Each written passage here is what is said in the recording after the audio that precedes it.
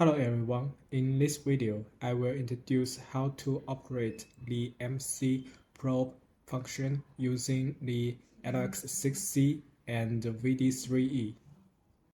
The probe is a high-speed interrupt event in the server drive when an actual specific DI signal changes. The server drive records the position information at that time. MC TouchProbe function block is designed for recording an axis position when a trigger event is arised. The function block is intended for single-shot operation. This means that it only processes the first events triggered by the rising edge of the execution signal.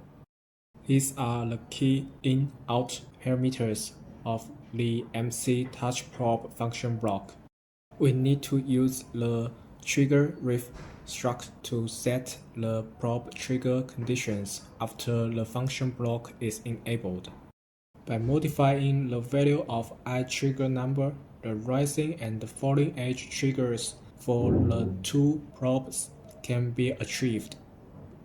Here is the demo. You can download it from WECON Support Center.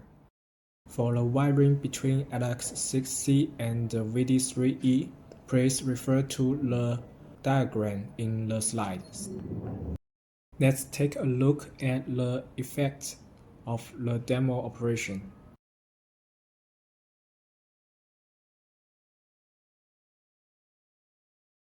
After enabling and running the servo mode, trigger S10 to activate the probe function. Then enable the PLC's Y0 output. The probe 1 DI5 terminal of the server receives a rising edge signal. The probe operates, records the position of server, and saves it to the corresponding variables. When we disable the PLC's Y0 output, the probe 1 receives a falling edge signal. The probe also operates, records the position, and saves it. Probe 2 follows the same working mechanism.